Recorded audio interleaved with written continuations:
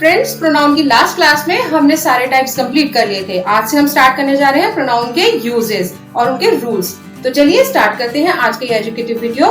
Hello friends, मैं हूं पूनम और आप देख रहे हैं मिला ट्यूटोरियल्स।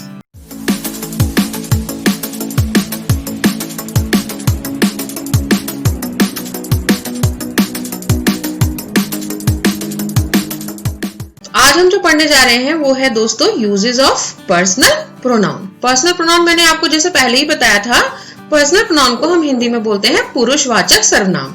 ये सर्वनाम तीन तरह के होते हैं, first person, second person and third person.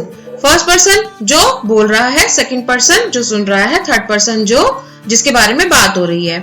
इसके एग्जाम्पल्स थे जैसे कि मैंने आपको बताया था I, we, you, he, she, it, they, etc.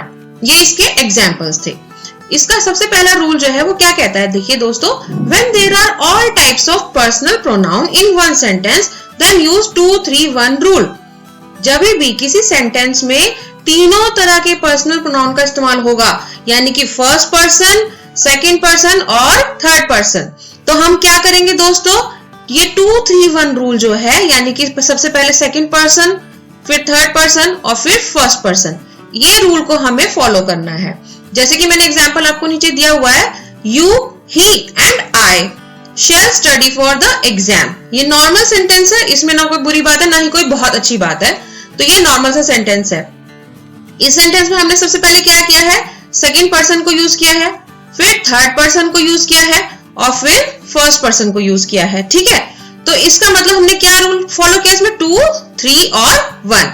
ये वाला रूल हम हमेशा फॉलो करेंगे नॉर्मल केसेस में। अब हमारा जो रूल नंबर 2 है वो हमें क्या कह रहा है कि अगर आपके सेंटेंस में यही सेंटेंस दिया हो और इसमें कुछ बैड थिंग, आपको ऐसा महसूस हो रहा हो कि कुछ बुरी बात है जो अच्छी नहीं है, सुनने में पसंद नहीं आ रही, या कुछ गलत काम किया जा रहा है, तो अगर ऐसा कुछ आभास होता है तो हमें ऐसे केस में कौन सा फॉर्मेट यूज करना है दोस्तों, 1, 2, 3। 2, 3, 1 यूज नहीं करना है हमको, जो हमने पहले नॉर्मल सेंटेंसेस में यूज किया था। हमें अब क्या यूज करना है, 1, 2, 3। जैसे नीचे दिया हुआ मैंने example, I, you and he have made a blunder. Blunder देखिए बुरी बात होती है, ठीक है, बहुत बड़ी धोखेबाजी या बहुत बड़ा झूठ जो होता है वो होता है ब्लंडर, बहुत बड़ी भूल। तो इसको क्या बोलेंगे हम, आई यानी कि फर्स्ट, यू यानी कि सेकंड एंड ही यानी कि थर्ड। तो हमने किस फॉर्मेट का यूज किया है यहाँ पे, फर्स्ट, सेकंड एंड थर्ड। तो कौन सा फॉर्मेट यूज हुआ, 1, 2, 3। तो ये बिल्कुल भूलने वाली बात नहीं है। नॉर्मल सेंटेंसेस में आप कौन सा फॉलो करेंगे, 2, 3, 1 केस फॉलो करेंगे। और अगर किसी सेंटेंस में आपको किसी बुरी बात का आभास हो रहा है तो उसमें आप क्या यूज करेंगे, 1, 2 एंड 3। तो दोस्तों रूल नंबर 3 हमारा क्या कहता है कि अगर आपके सेंटेंस में तीनों तरह के प्रोनाउन का इस्तेमाल हो और वो प्लूरल फॉर्म में हो, तो हमें क्या करना है, हमें 1, 2, 3 फॉर्मेट का ही इस्तेमाल करना है। हमेशा करना है हमें सबसे पहले फर्स्ट फॉर्म, फिर सेकंड फॉर्म और फिर आपकी थर्ड फॉर्म आएगी। ठीक है, तो ऐसे केसेस में आई की जगह फर्स्ट फॉर्म में क्या होगा दोस्तों, वी। सेकंड फॉर्म में यू हमेशा यू ही रहता है, चाहे वो एक बंदे के लिए इस्तेमाल किया गया हो, चाहे 2 के लिए, 3 के लिए, 4 के लिए, कितने के लिए भी। और थर्ड फॉर्म में ही, शी, इट के जगह पे क्या आएगा, दे आएगा। ठीक है, अगर इस फॉर्म में आपके पास पर्सनल प्रोनाउन हो तो आप उनको किस फॉर्मेट में यूज करेंगे सेंटेंस के अंदर, फर्स्ट, सेकंड एंड थर्ड। जैसे मैंने एग्जांपल दिया हुआ है, वी क्या है, फर्स्ट फॉर्म है, यू सेकंड फॉर्म है और दे थर्ड फॉर्म है। तो कौन सा फॉर्मेट हो गया, 1, 2, 3। We, you and they should now get down to work. तो we, you and they should now get down to work. Normal sentence है और प्लूरल फॉर्म है प्रोनाउन की, तो हम कौन सा यूज करेंगे फॉर्मेट, 1, 2, 3 फॉर्म। अब नेक्स्ट रूल की तरफ चलते हैं, रूल नंबर 4।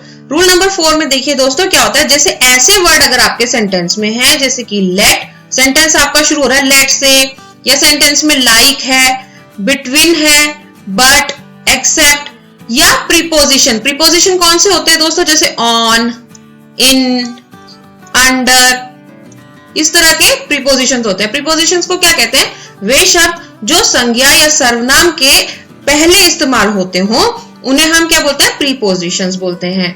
तो इसके बारे में हम क्या बता रहे थे कि अगर इस तरीके के वर्ड्स हो सेंटेंस में और साथ ही में प्रीपोजिशंस हो या फिर आपके सेंटेंस में, तो हम कौन से केसेस यूज करेंगे? Objective case. जैसे कि आई की जगह हम क्या यूज करेंगे? मी यूज करेंगे, और ही की जगह क्या यूज करेंगे? हिम यूज करेंगे। शी की जगह पर हम क्या यूज करेंगे?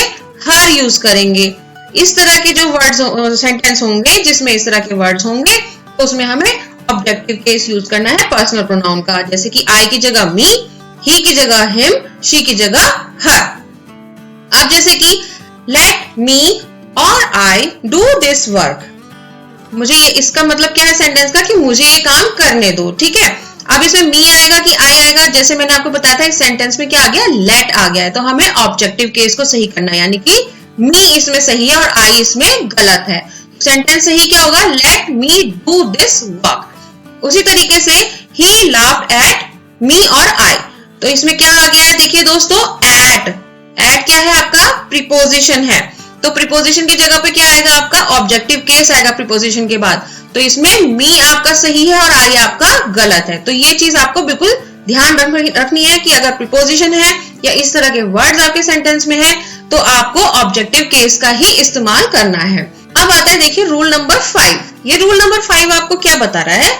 यदि दो नॉमिनेटिव्स के बीच में तुलना हो रही हो, तुलना यानी कंपैरिजन हो रहा हो, जैसे कि एज या देन जैसे शब्द आ रहे हो, तो क्या होगा? हमेशा नॉमिनेटिव केस का इस्तेमाल होगा, ऑब्जेक्टिव केस का नहीं होगा। नॉमिनेटिव जो सिंपल मैंने आपको बताए थे, आई, वी, यू, ही, शी, इस तरह के जो वर्ड्स हैं ये नॉमिनेटिव केसेस हैं।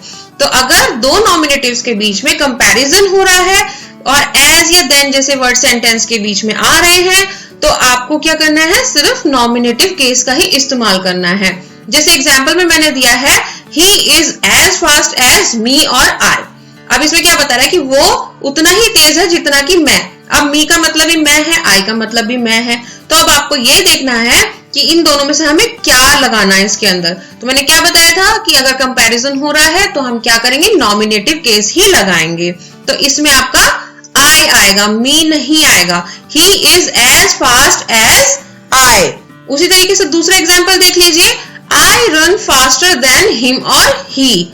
मैं उससे ज्यादा तेज भागता हूं। अब वो हिम लगाएगा कि ही लगाएगा? तो इसमें ही आएगा, क्योंकि ही आपका क्या है? नॉमिनेटिव केस है और हिम नहीं आएगा। तो इस चीज को बिल्कुल याद रखना है कि अगर सेंटेंस में दो नॉमिनेटिव्स के बीच में कंपैरिजन हो रहा है तो नॉमिनेटिव केस का ही इस्तेमाल करेंगे। जैसे यहाँ ही भी आपका नॉमिनेटिव केस है और आई भी नॉमिनेटिव केस है, यहाँ पर आई भी नॉमिनेटिव केस है और यहाँ पर ही भी नॉमिनेटिव केस है। तो इसको बिल्कुल मत भूलिएगा। अब नेक्स्ट रूल की तरफ चलते हैं, वो है रूल नंबर 6। अब ये हमारा रूल नंबर 6 क्या कह रहा है? If there is it as a subject and there is a use of any form of be then use nominative pronoun। अब ये कह रहा है दोस्तों कि अगर आपके सेंटेंस में सब्जेक्ट की जगह पर क्या है? इट, और उसमें बी की कोई भी फॉर्म यूज हो रही है, जैसे कि इज, एम, आर, कुछ भी आपकी बी की फॉर्म यूज हो रही है, बीइंग बी, तो हमें क्या करना है? हमेशा नॉमिनेटिव प्रोनाउन का ही इस्तेमाल करना है। जैसे कि आपको मैंने एग्जांपल दिया हुआ है, इट यूज हो गया ना, it as a subject. It is I or me who am to blame। अब इसमें I आएगा कि me आएगा? तो आपको हमेशा ये चीज याद रखनी है जो मैंने बताया आपको, अगर सब्जेक्ट आपका it है और be की फॉर्म है कहीं सेंटेंस में, तो हमें हमेशा नॉमिनेटिव केस ही लगाना है, ऑब्जेक्टिव केस नहीं लगाना है। तो ये सेंटेंस सही क्या बनेगा आपका? It is I who am to blame। तो दोस्तों पर्सनल प्रोनाउन के यूजेस हमारे खत्म होते हैं यहीं पे। अब हमारा नेक्स्ट आता है यूजेस ऑफ इट। इट बहुत इंपॉर्टेंट होता है, लोग कंफ्यूज होते हैं कि इट और दिस में, कि यहाँ पर इट लगाएं कि दिस लगाएं। तो ये कंफ्यूजन मैं आज आपकी दूर कर देती हूँ। तो इट यूज करने का सबसे पहला रूल क्या होता है? रूल नंबर 1, इट किसके लिए यूज करेंगे आप? एनिमल्स के लिए यूज करेंगे, नॉन लिविंग थिंग्स के लिए यूज कर सकते हैं इट, किसी कंट्री के लिए और छोटे बेबी के लिए आप इट यूज कर सकते हैं। इट का प्लूरल फॉर्म क्या है दोस्तों? दे। ठीक है, ऑलवेज याद रखिए इट का प्लूरल फॉर्म क्या है? दे। तो इट किस किस चीज के लिए यूज होता है? एनिमल्स के लिए, नॉन लिविंग थिंग्स के लिए, कंट्री के लिए या छोटे बेबी शिशु के लिए हम इसे यूज कर सकते हैं। अब एक एग्जांपल जैसे मैंने दिया हुआ है आपको, अमेरिका। अमेरिका क्या हो गई, एक कंट्री हो गई, is a developed country, it is a super power. अब यहाँ पे हम क्या यूज करेंगे, इट लिखेंगे, दिस नहीं लिखेंगे, this is a super power, ये नहीं लिखेंगे। इसके लिए हम क्या लिखेंगे, it is a super power. America क्या है, कंट्री, और वो मैंने एग्जांपल में आपको ऊपर बताया कि कंट्री के साथ हम क्या यूज करते हैं, इट का इस्तेमाल करते हैं। और किस किस चीज के साथ हम इट यूज करते हैं, देखिए जैसे रूल नंबर 2 है, ये हमें बता रहा है इट का इस्तेमाल कहाँ कहाँ होता है। जैसे टाइम के लिए इट का इस्तेमाल होता है, वेदर के लिए इट का इस्तेमाल होता है, टेम्परेचर के लिए, डिस्टेंस के लिए। कहीं पे अगर टाइम मेंशन है दोस्तों सेंटेंस में, तो हम उसके लिए दिस नहीं लिखेंगे, this is 10 AM, this is 2 PM, ऐसे नहीं लिखेंगे, हम उसे इट लिखेंगे। वेदर के लिए जैसे इट इज रेनिंग, तो हम इट इज रेनिंग लिखेंगे, दिस इज रेनिंग नहीं लिखेंगे। टेम्परेचर में आ जाइए, देखिए today it is 20 degree centigrade, तो इट इज बोलेंगे, दिस इज 20 डिग्री सेंटीग्रेड नहीं बोलेंगे। और डिस्टेंस में भी हम इट का इस्तेमाल करेंगे, दिस का इस्तेमाल नहीं करेंगे। एग्जाम्पल्स मैंने यहाँ पर आपको दिया हुआ है इसका, इट इज रेनिंग, देखिए रेनिंग क्या है, वेदर है आपका, वेदर के साथ आपने क्या इस्तेमाल किया, इट का। इट इज मंडे, मंडे है, डे के लिए भी हम क्या लिखेंगे, इट का इस्तेमाल करेंगे। टाइम बता रहा है, ये मंडे जो है ये आपको एक तरीके से इंडिकेट कर रहा है कि आज क्या डे है, कौन सा क्या टाइम चल रहा है इस टाइम, तो हम इसमें इट का ही इस्तेमाल करेंगे, हम दिस का इस्तेमाल नहीं करेंगे। लास्ट यूज इट का क्या है दोस्तों, रूल नंबर 3, ये क्या कह रहा है, इट कैसे काम करता है, to emphasise on subject, noun या प्रोनाउन। आपके सेंटेंस में सब्जेक्ट में चाहे वो नाउन हो या प्रोनाउन हो, उस वर्ड पे जो एम्फसाइज करेगा, दबाव बनाएगा। मैं पहले भी आपको बता चुकी हूँ एम्फसाइज का मतलब क्या होता है, दबाव या जोर देना। जो इसको जोर देगा वो इट क्या करेगा, इस पर जोर देगा। जैसे कि सेंटेंस मैंने आपको दिया एग्जांपल में, it was he who made this mistake. अब सेंटेंस सिंपल हो सकता था, ही मेड दिस मिस्टेक, ठीक है, सिंपली भी हम बोल सकते थे कि ये गलती उसने की है। लेकिन जो आपको एग्जांपल दिया गया, इट वाज ही, अब इसमें क्या है, इट क्या कर रहा है, ही पर एम्फसाइज कर रहा है, ही पर दबाव दे रहा है कि ये वो है जिसने ये गलती की है। तो इस तरह इट का इस्तेमाल हमारा एम्फसाइज करने के लिए भी होता है। ही यहाँ पर क्या है, हमारा प्रोनाउन है, तो प्रोनाउन को इट एम्फसाइज कर रहा है। हाँ तो दोस्तों अब आते हैं हम differences between this and it. This के लिए सबसे पहले हम पढ़ते हैं दिस कहाँ कहाँ इस्तेमाल होता है। दिस का प्रयोग हम किसी व्यक्ति, वस्तु के नाम, मतलब किसी व्यक्ति के लिए या किसी वस्तु के नाम के लिए या पहचान के लिए या उसके इंट्रोडक्शन, परिचय के लिए, या कोई वस्तु आपके पास है, अगर पास में है तो उसे हम दिस बोलेंगे ना। तो इस तरह का अगर कोई बोध कराता हो तो हमें क्या होता है, दिस का इस्तेमाल करते हैं। इन शब्दों के बोध के लिए हम क्या इस्तेमाल करेंगे, दिस का। क्या क्या, व्यक्ति के लिए, वस्तु के लिए, पहचान के लिए, परिचय के लिए या समीपता के लिए हम दिस का इस्तेमाल करेंगे। जैसे कि this is a book, book क्या है, मेरे पास में रखी हुई है बुक, इसीलिए मैं उसे क्या बोलूंगी, this is a book.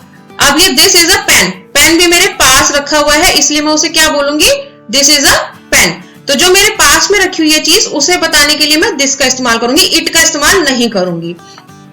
This के बाद दोस्तों आप नाउन का प्रयोग कर सकते हैं। जैसे कि यहाँ पे मैंने एग्जाम्पल में दिया हुआ है, दिस बुक इज माइन, ये किताब मेरी है। तो दिस तो आ गया आपके यहाँ पे, बुक क्या है, नाउन है, तो दिस के बाद आप तुरंत नाउन का इस्तेमाल भी कर सकते हैं। अब दूसरी तरफ हम इट पर चलते हैं। इट का प्रयोग हम कहाँ करते हैं, देखिए समय के लिए, जो मैं पहले भी आपको बता चुकी हूँ, समय के लिए, दूरी के लिए, मौसम के लिए, इन सब चीजों के लिए इट का प्रयोग करते हैं हम। जैसे कि छोटे बेबी के लिए, कंट्री के लिए, ये सब मैं आपको पहले बता चुकी हूँ। जैसे कि एग्जाम्पल देखिए, इट इज 10 AM, ये 10 बजे हैं, तो ये टाइम हो गया ना, समय, समय को बताने के लिए हमने इट का इस्तेमाल करा। यहाँ पे हम दिस का इस्तेमाल नहीं करेंगे। इट इज नाइट, ये भी टाइम बता रहा है, नाइट भी, तो इसमें हमने इट का इस्तेमाल किया है, दिस का इस्तेमाल नहीं करेंगे। अब दोस्तों सबसे इंपॉर्टेंट चीज ये है, इट के बाद नाउन का इस्तेमाल बिल्कुल भी नहीं करते हैं। जैसे कि ये एग्जांपल मैंने आपको बताया था, दिस बुक इज माइन, हम यहाँ पर ये नहीं लिख सकते इट बुक इज माइन, नहीं, बिल्कुल भी नहीं लिख सकते, क्योंकि इसमें क्या करेंगे हम, इट इज माई बुक। कभी भी इट के बाद हम नाउन का प्रयोग नहीं करेंगे। तो फ्रेंड्स आज के लिए बस इतना ही। आज हमने पढ़ा पर्सनल प्रोनाउन के यूजेस। नेक्स्ट क्लास में हम बाकी के प्रोनाउंस के यूजेस भी करेंगे। अगर आपको वीडियो पसंद आता है तो वीडियो को लाइक और शेयर जरूर कीजिए और विलेट ट्यूटोरियल्स को सब्सक्राइब करना बिल्कुल मत भूलिए। Thank you.